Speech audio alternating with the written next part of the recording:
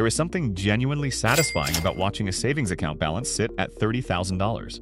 You open the app, and the number is just there, steady, unmoving in a world where everything else feels like it could collapse at any moment. No red arrows, no percentage drops, no morning panic because some tech company missed earnings by 2 cents, and now your portfolio looks like it went through a paper shredder. Every month, interest hits the account, not because you worked overtime, not because you sold anything, not because you made a single risky decision.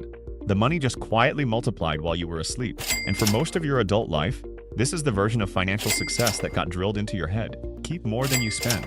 Build a cushion. Stay disciplined. So when you finally hit a real number earning a real interest rate, it feels like you crack some ancient code that responsible adults have been whispering about since you were a kid folding 20s into birthday cards. Then one afternoon, you sit down and actually do the math. Not the version the bank puts on its homepage.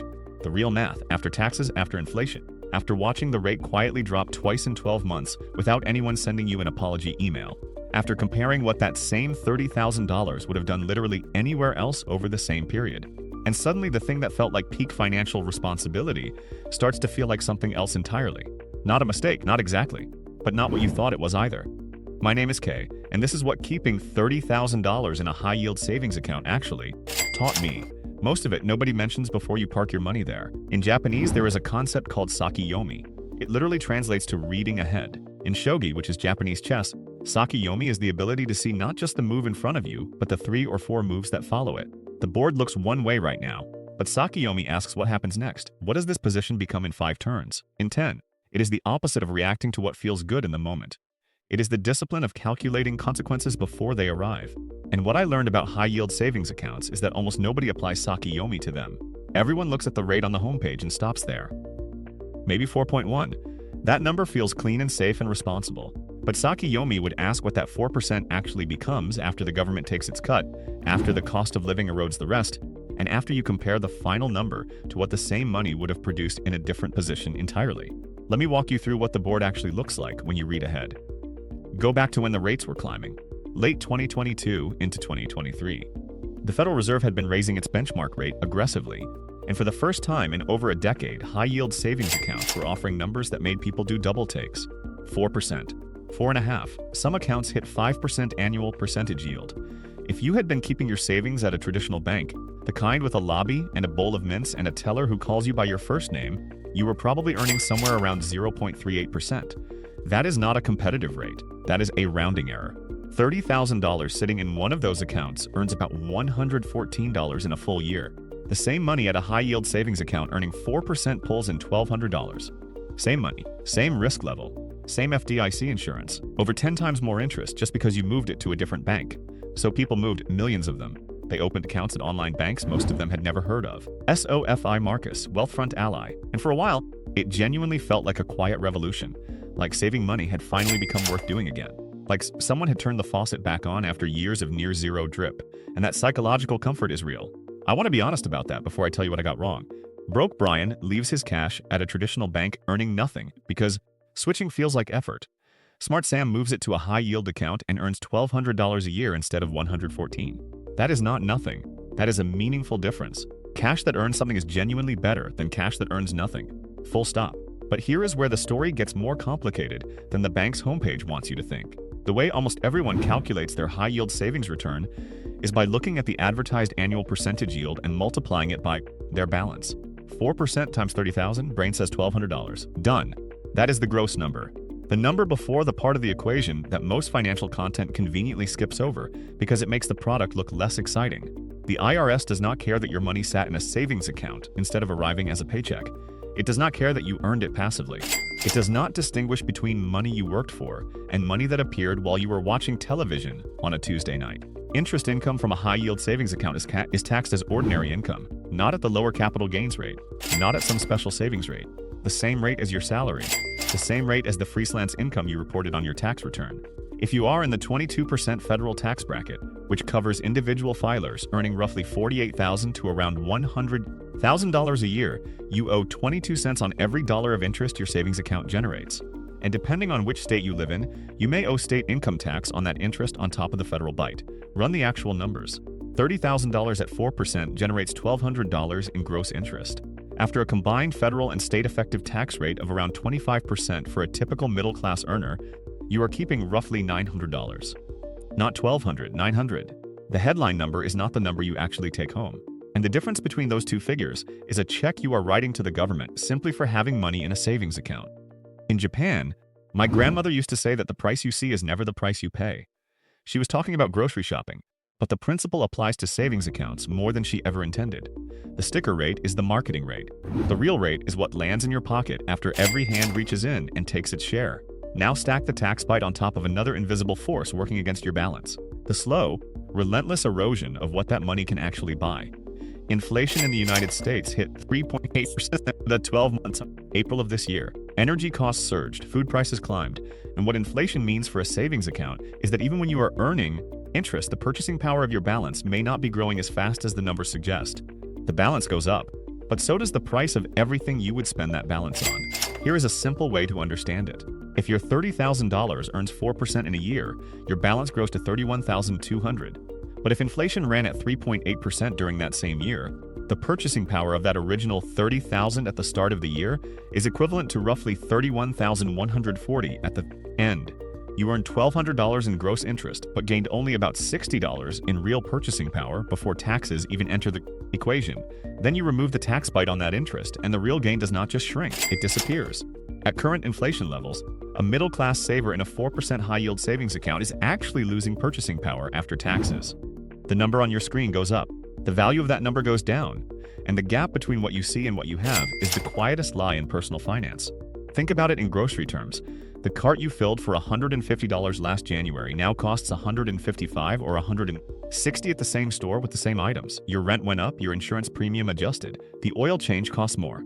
Everything around you repriced itself upward while your savings account congratulated you with $75 a month after taxes. That $75 does not even cover the increased cost of your monthly groceries. You are not getting ahead. You are running on a treadmill that tilts slightly uphill, and the bank is marketing that treadmill as forward motion.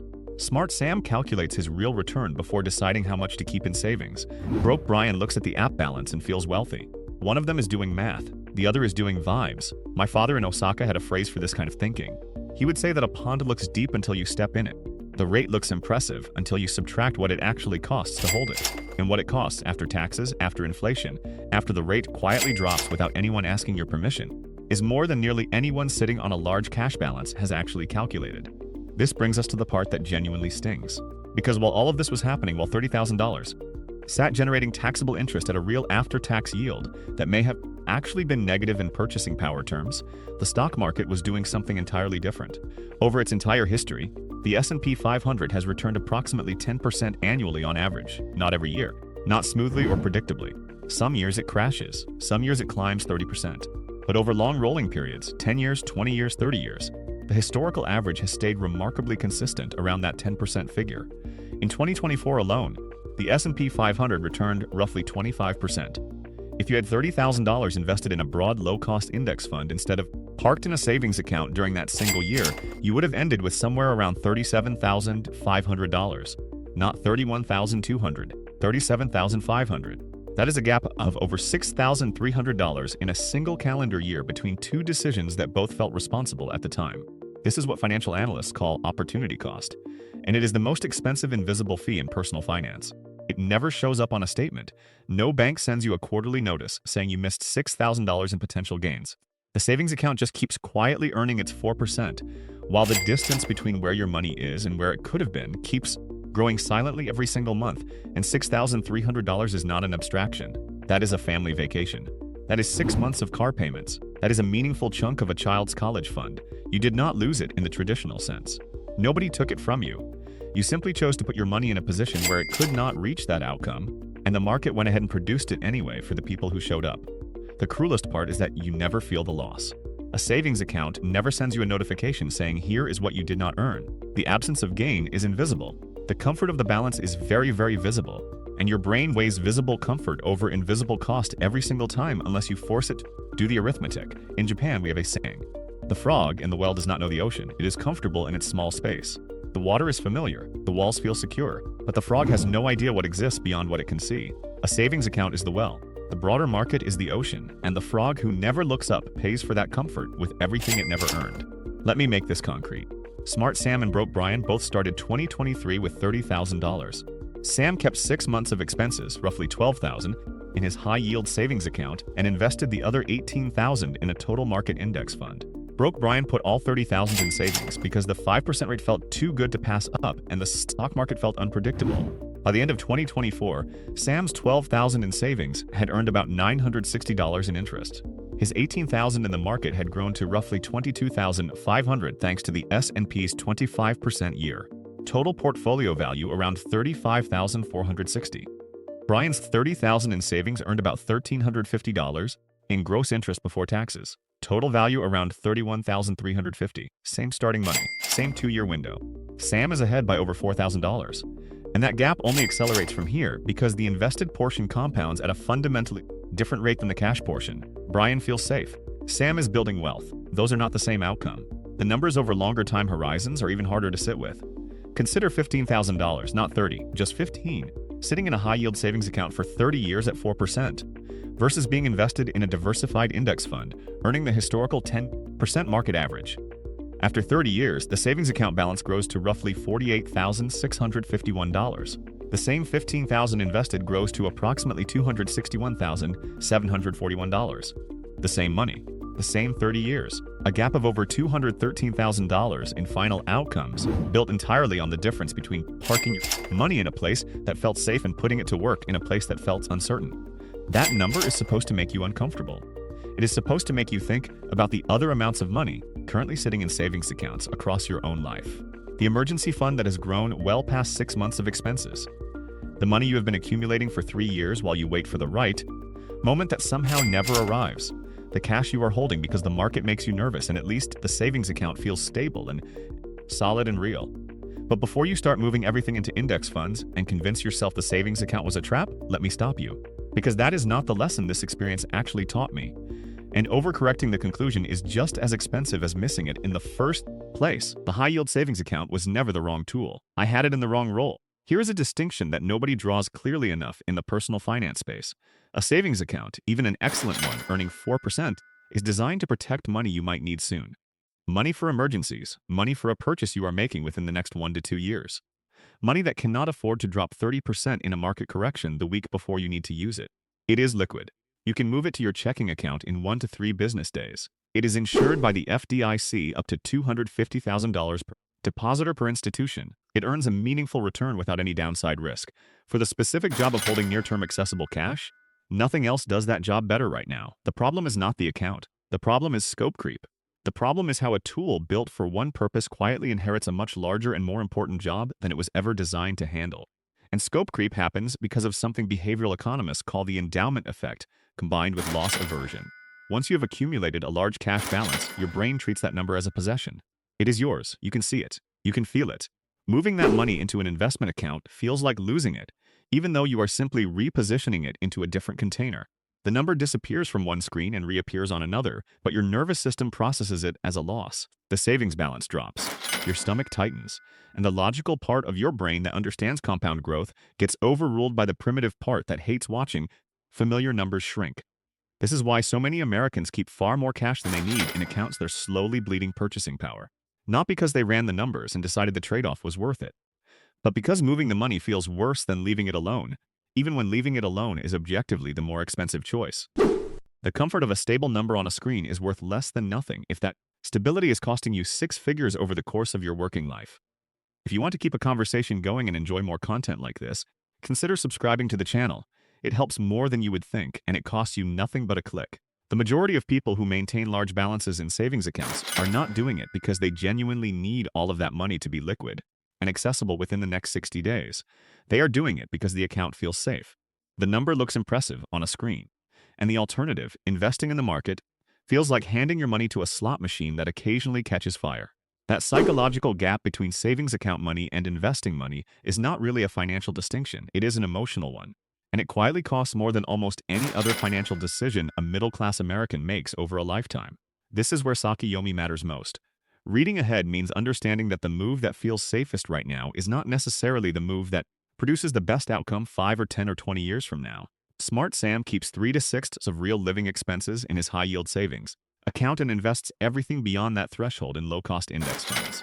Broke Brian keeps $40,000 in savings because the number feels impressive and the market feels scary.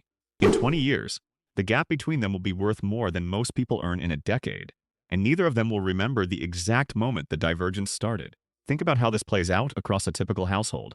You work, you save, you accumulate. Some of that money is genuinely your emergency fund. 3 to 6 months of actual living expenses, immediately accessible because life is unpredictable, and that cushion is not optional. That money belongs in a high-yield savings account. No question, no debate. But here is where it gets interesting.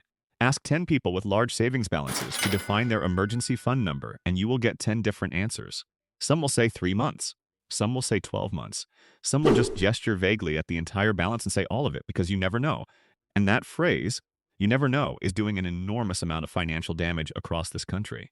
It is the verbal equivalent of a shrug that costs 6 figures over a lifetime, because you never know is not a financial plan. It is a feeling dressed up as caution, and when that feeling dictates where your money sits, it produces outcomes that look like safety but function like stagnation. But beyond that foundation, most people have additional money with genuinely long-time horizons. Money they will not realistically need for 5, 10, 20 years. Money they are theoretically setting aside for retirement or financial independence, or just a future that feels more stable than the present. And when that money parks itself in a savings account, even a good one, the person holding it is quietly choosing the negative real return over the 10% historical average year after year without ever sitting down and consciously making that choice. Nobody chooses to leave $213,000 on the table. Nobody sits down with a calculator, runs those numbers, and says, yes, I would rather have the smaller amount because it feels more predictable. But millions of people do it anyway, one comfortable savings account balance at a time. When the Federal Reserve started cutting rates in late 2024 and into 2025, it made this whole situation more urgent. The rate reductions were gradual, 25 basis points at a time, but their effect on savings account yields was swift and one-directional. Accounts that had been advertising 5% dropped to 4.5%, then to 4%, then lower. By mid-2026, the best widely available rates from competitive online banks have settled around 4%. Still strong compared to the near-zero era, but meaningfully lower than the peak that had made these accounts feel like a financial revolution just 2 years earlier. And here's the part that should change how you think about these accounts permanently. Unlike an index fund, which grows because the underlying companies it owns generate real revenue, hire real employees, develop real products, and compound real profits year after year, a savings account rate is simply whatever a bank decides to offer you today, shaped entirely by whatever the Federal Reserve decided at its last meeting. The rate has no floor. There is no asset underneath it that appreciates. There is no business growing. There is just a number that a bank prints on a web page, and that number can change tomorrow morning without warning or apology. In the near-zero rate years between 2015 and 2022, millions of Americans held large cash balances in savings accounts, earning essentially nothing because that was the only option. The high-yield era felt like it changed that permanently. It did not. It changed it temporarily. The rate environment shifted. The accounts that felt like a revolution in 2023 became ordinary financial products again by 2025. And people who had built their entire liquidity strategy around 5% yields had to scramble, move money, compare rates across banks, and eventually accept that the golden window had narrowed. I watched this happen in real time. People spending hours comparison shopping for an extra 0.1% on their savings rate. Moving money from one online bank to another, chasing a promotional rate that would last 90 days before dropping back down. Spreadsheets tracking which account was currently offering 4.05 versus 4.1, and the irony is thick enough to taste. The time and mental energy spent optimizing for a fraction of a percent on cash returns could have been spent making a single decision to invest money they did not need for years, which historically earns 2 to 3 times more than even the best savings rate. The optimization itself became a form of avoidance, a way to feel productive about your money without actually making the decision that moves the needle. There is also a quieter cost to keeping a very large balance in a savings account that I only recognized looking back. When you have $30,000 sitting in an account you can access in 24 hours, something shifts in the way you make financial decisions. The cushion is so thick it becomes a reason to delay. You feel financially accomplished because the number is large and visible. You push off opening the brokerage account for one more quarter because things feel fine right now. You contribute less urgently to your retirement accounts because the savings balance feels like it covers everything. The high balance creates a psychological sense of financial security that is not entirely accurate, and that sense of security has a real cost in reduced motivation to do the harder, less immediately satisfying work of building actual long-term wealth. My uncle in Nagoya spent 30 years as a salaryman and retired with a pension, and a modest investment portfolio that his wife managed through a brokerage account the entire time. I asked him once why he never kept large amounts in a savings account the way many Americans do. He looked at me like I had asked why he did not store his car in the living room. He said that money in savings is money that is sleeping, and sleeping money does not build anything. It just lies there breathing and taking up space. In Japan, there is a cultural discomfort with idle resources that Americans do not share. Leaving money unproductive is not seen as cautious. It is seen as negligent. The money exists to be deployed. Savings is a holding tank, not a destination. And the distinction between those two ideas shapes an entirely different relationship with financial growth. In Japan, there is a difference between how we think about what is safe and what is progressing. Safety means the situation will not get worse. Progress means the situation is actively getting better. They feel identical in the moment. A large savings balance produces comfort. You are safe. Nothing can go wrong today. But Saki Yomi would ask about tomorrow and next year, and the year after that. Or are you standing still in a way that feels like advancing? Security and trajectory are not the same thing. One tells you where you stand today. The other determines where you end up.